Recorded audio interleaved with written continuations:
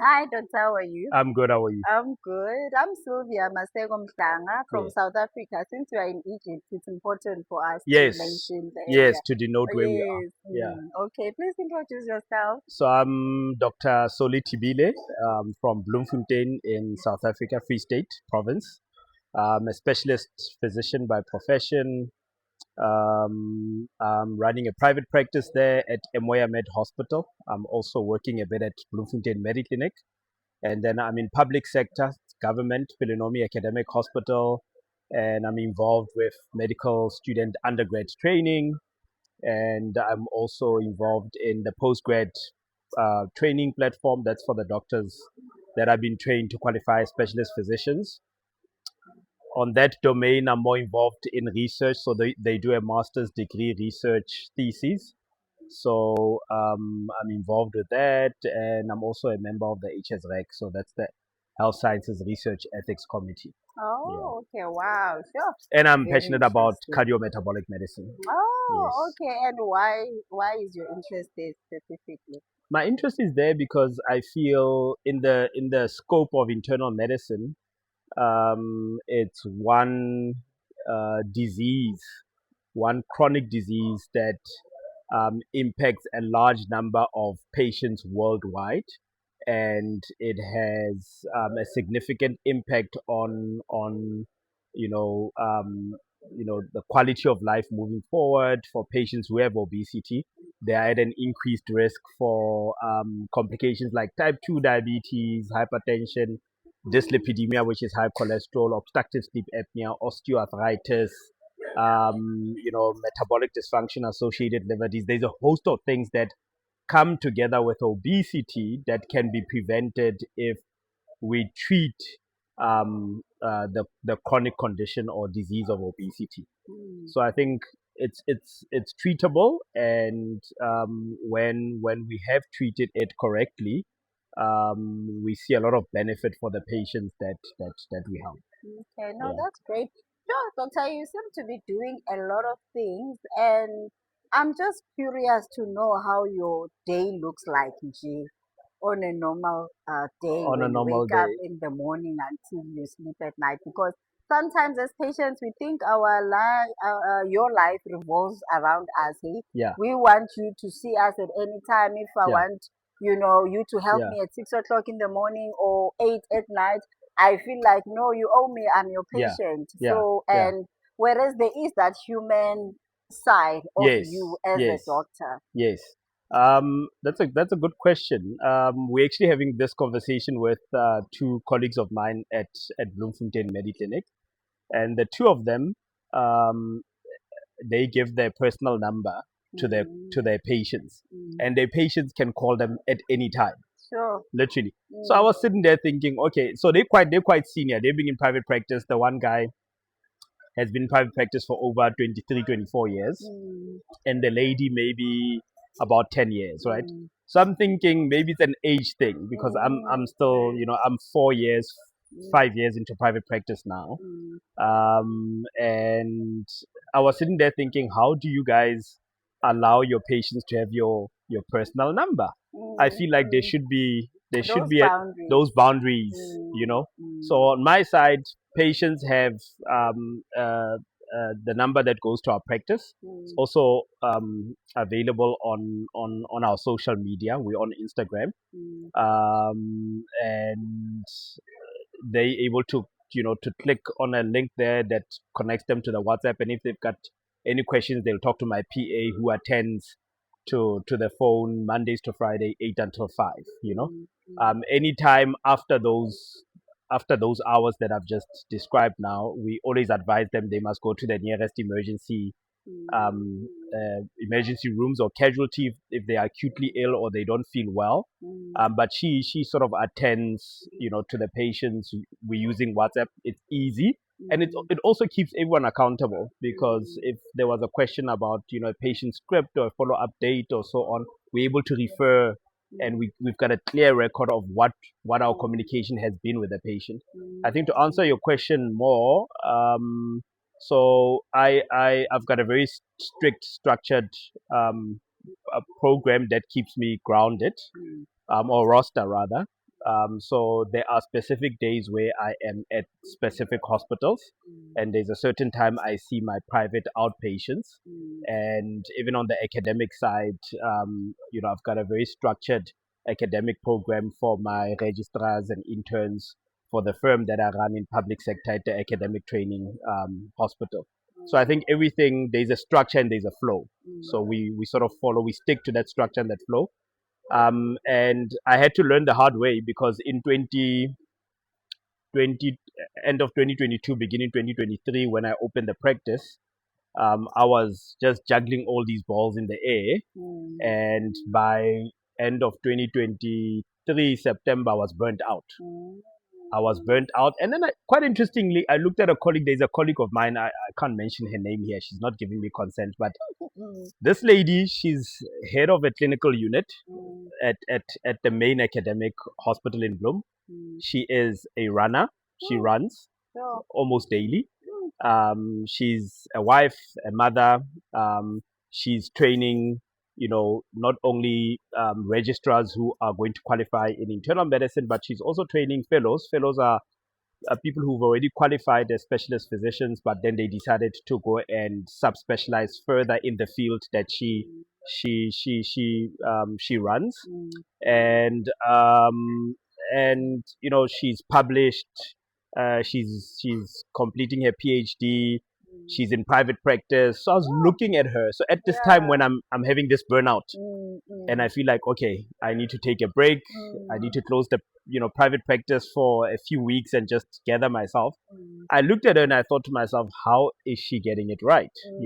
So I had a conversation with her, and I also prayed about it. I said, listen, I really need to pray to get wisdom on how to do this thing the right way, so that I don't lose myself in the process, but also to help me be more efficient, because time for yourself is important. Time doing things outside medicine, your hobbies, having time for friends, and also having time to develop yourself further outside the bounds of medicine. I think doctors tend to be focused on just developing ourselves in the area of medicine. You and I were having a conversation earlier about the advent of social media, things we're not used to. Learning a little bit more about your trade, but in a very, maybe perhaps in a non-traditional, non-clinical way. There's a lot more to medicine. There's the commercial business aspect of it that goes beyond our normal day-to-day trade, which is seeing patients, in our rooms or bedside in the hospital. So I think getting the structure in place, being strict about my roster, when I do what, has helped me be able to it feels easy today. It doesn't feel like I am at 3-4 different hospitals, students, registrars, and family, my own time. It just feels easy. Okay, no, Yeah, that and is it brings you to the point where I think a beautiful place to be. A friend that I met at this congress, his name is Tumi. okay. Yeah, he doesn't want to be in He's our not discussion here. Maybe yeah, he'll join us yeah, later. we are Yeah, praying. We are praying he's for saying that Dr. Tumi to he's also he's join. learned that a beautiful definition of success can be looked at as having freedom, né? And I think with that it reminded me of the principle of making your vocation your vacation. So when you are at work, it shouldn't feel like you are burdened with a chore. You should be doing something that feels like it's a You are holiday. I'm enjoying happy you it. enjoying Yeah. it. Yeah. No, Yeah. that's true. And we are here in Egypt attending the Africa Cardiometabolic Summit. What are some of your highlights so far? Yeah. So the highlights for me, for this specific congress, has been, while meeting a number of different colleagues from South Africa, but also from this region, Egypt, a bit from Europe, exchanging ideas on treatment approaches in the cardiometabolic space. And I think what stood out for me is really this emphasis that we shouldn't be managing our patients with this siloed approach, but appreciating the interconnectedness of the pathology of this cardio kidney metabolic syndrome, which is what the focus is now. And I think why that is important is that it benefits our patients in that you're able to synchronize your therapy, make it more personalized and more targeted. And if you look at the concepts we were discussing and the overlap of these pathologies, you often find that you can use one molecule to address different disease conditions because they are so interlinked. That benefits the patient not only from optimizing their condition, being able to achieve remission of, for instance, their type 2 diabetes, their metabolic dysfunction associated liver disease, getting to target with their dyslipidemia, but you also reduce their pill burden. Imagine if managing different conditions individually in a siloed approach. You're going to have a host of medication for the diabetes, a host of medication for the hypertension, a host of medication for their heart failure, or a host of medication for their diabetic kidney disease, their obesity as well. So yeah, that's been the highlight. And I think what also stood out is how with this specific congress, and this is also something to me is passionate about, is that there's been more emphasis on the metabolic dysfunction associated liver disease, which with previous discussions it was always a bit neglected to some extent.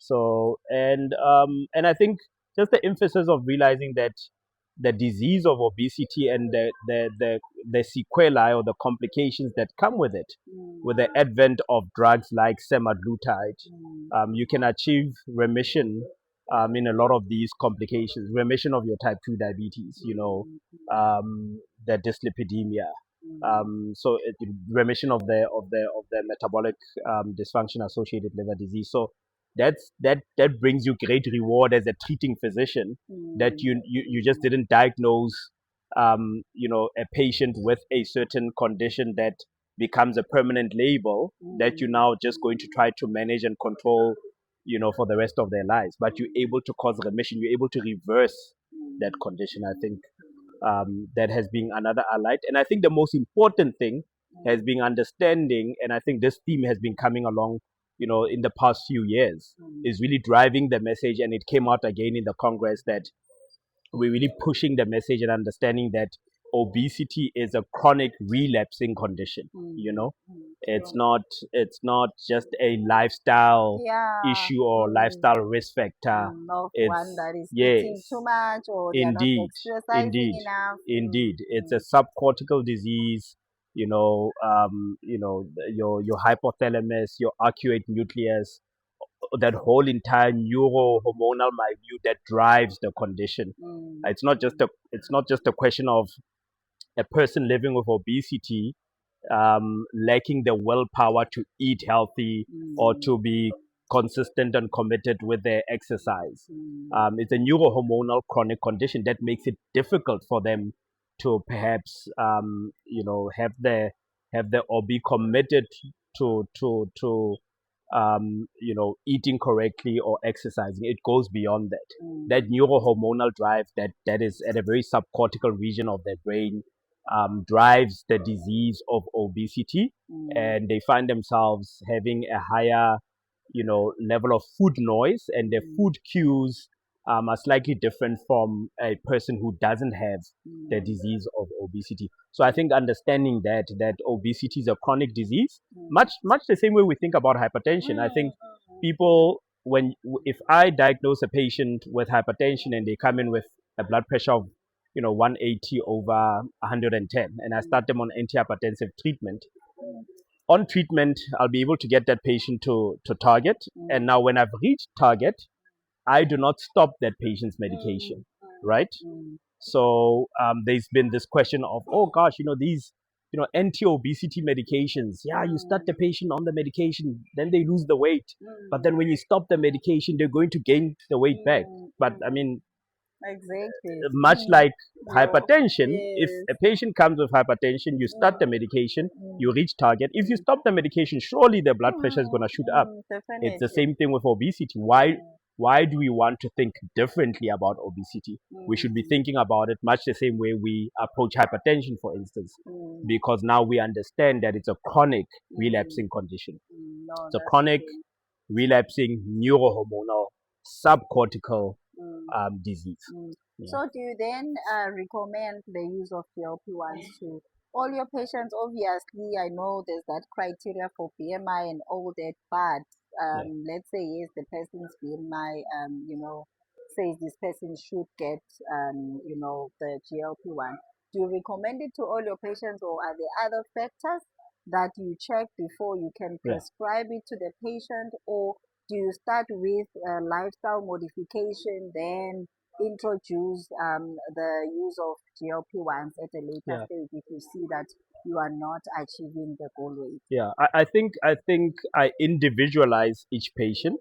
Mm, So I think when you are having a clinical consultation with a person living with obesity, it's important to get a sense of where they are in terms of the disease itself. mm, You know, whether they acknowledge the disease, how they feel about it, mm, and open the conversation in a way that it allows there to be complete transparency and that the patient is comfortable mm, with having the conversation and expressing what their view of the condition is, what they know about it. Maybe if there certain misconceptions or certain you know incorrect information that they may have, myths that mm, you want to address and correct, mm, then you can do that. And so I think a very personalized individual approach is important. mm, So it's not a one size fits all.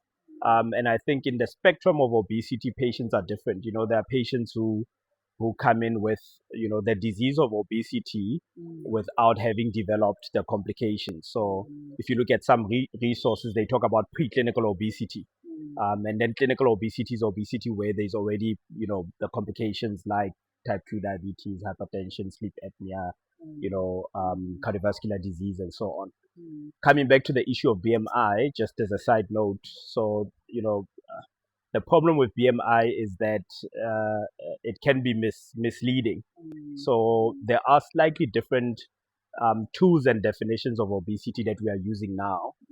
The one I specifically like to use in my practice is the waist to height ratio. mm, So the waist to height ratio of zero point 0.5 or more makes you obese. mm, And then if you already have some of the sequelae of obesity, then you either fall in the preclinical or clinical group. And the reason why we've moved towards a waist to height ratio as one of the definitions of obesity mm, is that the BMI didn't really speak a lot to the fat cell mass mm, content that the patient may have. So this concept of adiposity or adiposopathy um, is looking at how much of this patient's weight in kilograms is made up of sick um, fat cell mass. That is the important thing, because the BMI as a measurement mm, looks at, it's a ratio of your weight and height.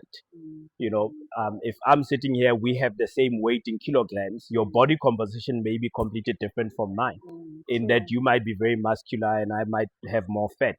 You know, Mm, and the visceral fat is what's driving the disease of obesity and its sequelae and complications. mm, So looking at the waist circumference and mm, correlating that to the height mm, is a slightly more sensitive measure in looking at visceral adiposopathy, mm, mm, or the visceral fat mass mm, size. mm, So I think we individualize the patient, we have a conversation with them, and we also just lean in to try to see, has there been any attempt to address the issue of obesity in the past?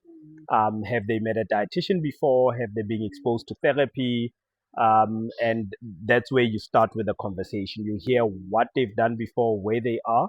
And what I do then, also with the first consultation, is educate them fully on what obesity means mm, and what potential complications it may bring.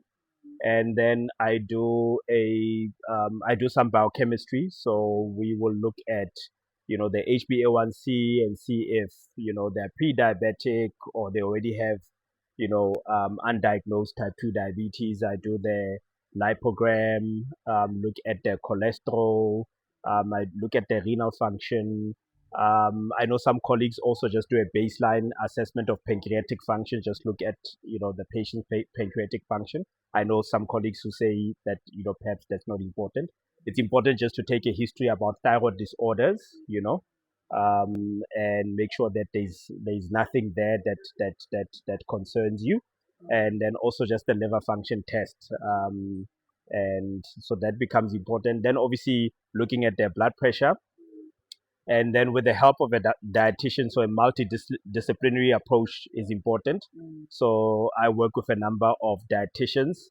One of the dietitians that works with me, we do a body composition scan and in-body scan that specifically looks at this patient's weight and their body composition. I'm good. Yeah, so it looks at their body composition and it's able to say, of this patient's, 90 kilograms, so much of it is made up of fat mass, so much of it is made up of skeletal mass, so much of it is bone and water. And it's also able to extrapolate how much, fat they would have to lose. So we set the target from the beginning. So that's the first consultation. Then the patient comes back and then we have a review of their blood tests. Also with the liver function, just make sure that we screen for hepatitis B, that's important. And any other conditions based on the patient's specific profile. So they come back for the second consultation, and at the second consultation, we've not only done the waist to height. So the first consultation, we would have defined that there's obesity. We would have done the bloods. They would have met the dietitian and did an in-body scan. And then the second consultation is now where we talk about what does your blood work look like? How do your blood results look? And what does the patient recall about their dietary consultation with the dietitian? And then on that second consultation, then we talk about, okay, what therapies do we have for you? So then I explain to them how GLP-1 receptor agonists work, and we go through, the mechanism of action, how the drug works, how they would have to do, inject themselves, how the dose escalation works. We also talk thoroughly about side effects that they may have to anticipate in the first few weeks of using the drug and how we can work around those. All right. And I get feedback from the patient about, do they understand where we are, and then we can initiate therapy. Okay, wow, that's Yeah. great. And on Wednesday, I remember we attended the Digital Opinion Leaders Summit, where they were teaching us about, how to use social media and the importance of using social media. But I know that we still have a lot of medical professionals that are not for social media. Yes. One of them is sitting here with One of them us is sitting here watching looking this at us. interview. So, And we actually saved him a chair. yes, and we saved him a chair, and we are still praying and believing God that He will occupy Yes, his yes. chair very soon. Can I so say that- something just before we move to the second segment of our conversation? Just for people out there who are watching this conversation unfold, and if they're sitting and perhaps they are aware that they are living with obesity, and maybe some of them already have the complications of diabetes, hypertension, dyslipidemia, obstructive sleep apnea, osteoarthritis, and perhaps they've tried a number of different things. We would just urge you to go to, don't be shy to to approach your nearest GP or specialist physician or dietitian or someone running a practice with a specific focus on obesity, because there is help. I cannot tell you how many patients I've seen with, living with obesity who have diabetes, and we're able to manage their obesity, reach target weight loss, and cause remission of their type 2 diabetes. Imagine, a lot of patients are on a number of oral medications for their type 2 diabetes. Some patients are already perhaps even using insulin as well. And we see them, we manage the obesity, they lose the weight, and we're able to cause remission of their diabetes to the point where they don't require any treatment for their type 2 diabetes anymore, and we monitor them. So that's just an encouragement to the colleagues. Because So, also, just while we are there, I remember like I see a lot of, some of my patients, okay, because I am no longer practicing, but mm, some of my patients that I was treating in the past, mm, obviously with encouraging them to eat healthy and mm, exercise mm, more. So they'll be feeling like, I've mm, tried mm, all that, it didn't work. mm, So I ended up saving money to go to take it so mm. that I could do a tummy tuck, Yeah, for yeah, example, because yeah. I wanted a solution to Yes, this, yeah, obesity problem yeah, that I'm yeah, facing. yeah. So you are saying there's no need for Yes, people to really spend so much money, yes. whereas there's still help available in South Available. Africa Yeah, that they can try they out, can try out. because Yeah, some of these surgeries may come with a lot of complications yeah, that they may not be yeah, aware of. yeah. So patients must please go to a doctor that you know in your area is involved in cardiometabolic medicine or the treatment of obesity. And I think the other thing that you've just mentioned now, just this perception of the cost of these medications. So the cost in the recent months has also come down with some of the medications. So that's important. Mm, I think with mm, Novo Nordisk's Wegovy, mm, Wegovy is essentially the same molecule as Ozempic, mm, just branded differently, and it's significantly cheaper. mm, And mm, I've seen there's been families. I've got a patient that they were so when I sat with them and we had this consultation, this lady had obstructive sleep apnea, hypertension, type 2 diabetes, yeah, you know, mm, and we spoke about what we can achieve by mm, effecting, target weight loss mm, with these drugs. Her children actually came together and they mm, all decided we're going to individually, mm. contribute to afford Wow. our mom Mm, this medication. So families mm, come into it. So you reminded me wow. when you said patients will save their hard earned money to fly Mm, out somewhere sure. to go and get some Mm, sort of mm, intervention, mm, whereas there are doctors available in South Africa who can help mm, treat the mm, disease of obesity. And mm, I think the cost of medication has come down. mm, I'm specifically, I use quite for patients where there's a cost issue. I prescribe a lot of Wegovy for my patients. okay. It's quite cheaper, and I've seen really family members come in and contribute and say, Mm, hey, we're going to yeah, contribute same. to help our loved one afford Mm, this drug, mm, mm. for a certain period of time. True, Yeah. because if we can contribute to throw our mother or our father a 50th birthday where we Yes. spend maybe 50,000, Yes. Surely we 100,000. can take that money to improve Exactly. the longevity and the Mm, quality of life. Yeah. No, that's true. Yeah. That's true. Yeah. Okay, going back to the digital opinion Yes. leaders summit. So, Our especially our around colleague looks like social he's gonna media. join us. Yeah. Yes, yeah, I think he's about to join us. And you know what's interesting about him is Mm, I think he would do well in the social media space. He has a exactly, very exactly. interesting, demeanor.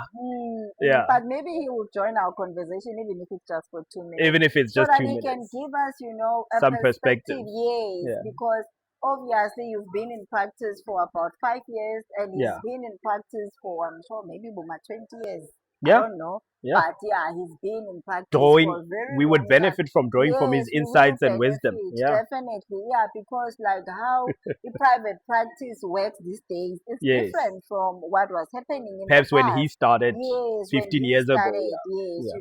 and that is why I think whatever maybe model that he's using is still working, because he Mm, started using it many, many years ago, maybe mm, 10 mm, or 20 years ago, mm, and mm. patients, they know him, they still come, Yes. word of mouth, it's good. So it Yes. would be nice to really draw from that Mm, experience in mm, terms of mm, maybe what was happening in the past and mm, what mm, is happening now. mm, So, mm. what can you say to medical professionals that are scared of social media, Yeah. because some of them are scared to make mistakes, that I'll Yeah. post something and then there'll be a negative comment and then I Yes. won't be able to handle it, or Yes.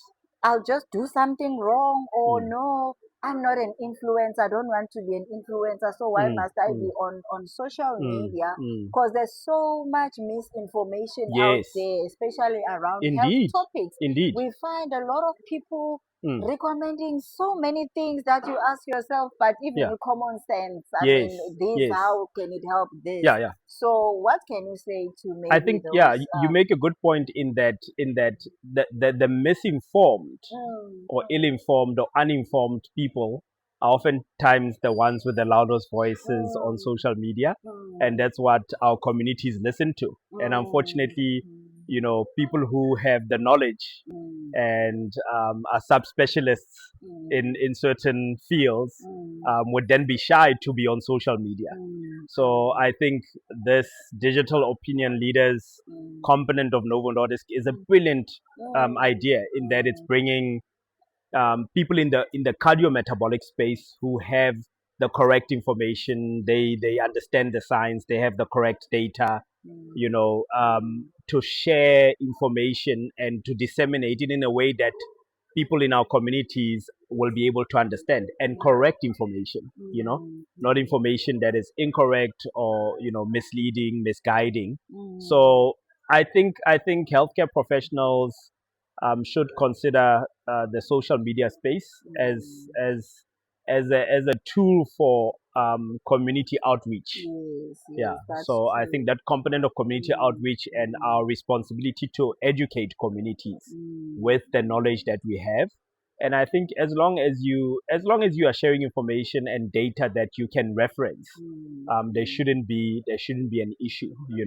And I think if you're not tech savvy, I'm not the most tech savvy person around, but I think if you get someone who can manage your social media account, someone who can get you the technology, these devices we're using now, and you can take little segments or little snippets. And oftentimes it's not a long conversation. It's not Yeah. a 30-minute conversation that you need to record. Yeah.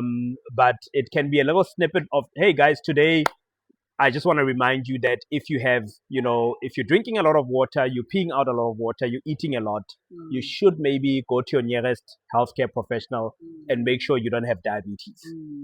That took me 15 seconds, Yes, but it's a definitely. little nugget to the patient that someone who's out there listening to us could very well be having those symptoms, and we can point them in the right direction to see a professional who can help them. That's So I think social media is important, but I think in terms of also visibility for your practice, because you are in the business of helping people, so you want people to know where you are, what you are doing, and what you can offer them. So I think the social media space is important, and I think also from a digital point of view, we are earlier on talking about the digital technologies that help to make running a practice be more seamless and help you to be more efficient. So I think we should not be shy of technology. I think it's a great tool and aid that can help us disseminate the correct information to communities and uplift people and help them. It can help us to be more efficient in our trade and skill and what we do on a daily basis. And it can help us grow our practices. Yeah. No, that's true, because that makes life very, very easy. Mm, I mean, if mm, you are using technology, mm, you are now paperless, so you mm, save more even mm, on resources if you mm. embrace technology. Yes, indeed. So, but what can you say maybe to medical professionals who are still against the use of, these GLP-1s or these Mm, pharmaceutical mm, treatments that are mm. now available to help Yeah, people fight obesity? yeah, Because we've been taught that yeah, obesity is, about willpower. yeah, yeah, You just need to move more and eat yeah, less. So, yeah, hence, there's negativity yeah, around it, yeah. such that when a patient comes to you and tells you that, "Oh, doctor, Yes. I heard about GLP-1s. Can you Mm, put me on GLP?" The mm, others, they are mm. just negative. Yeah, What can yeah. you say to I those ones? think my advice to colleagues out there would be, I think we tend to fear what we do not know. If you do not know something, you don't understand it, you Mm, tend to shy away from it. But I true. think they must just go and equip themselves, go and look at the literature that's out there. I think Mm, have a very good grasp of the pathophysiology of obesity, and a good understanding that it is a chronic relapsing neurohormonal disorder. So go and look at the pathophysiology. There's a lot of literature that's out now. South Africa, our beautiful colleagues Wayne May and the group, they published the local South African guidelines on obesity. I think last year, October, November, in the South African Medical Journal. There's the Canadian guidelines. So there's a lot of literature out there to help you understand the condition better. Keep abreast of latest literature. And if you're not sure, call a colleague that you know is in the space of cardiometabolic medicine or obesity and ask for their opinion. I think the other important thing is, just from a prescribing point of view, prescribe drugs that are FDA approved, SAPRA approved medication, because we are seeing, the advent and the rise of sort of these illegally compounded medications that have not been thoroughly tested, that are not SAPRA approved, and they can put patients at, in harm's way. So yeah, I think read, go and equip yourself, ask help from a friend, and do right by prescribing SAPRA approved, FDA approved medications. Okay, now that's great. And how do people follow you on social All right, media?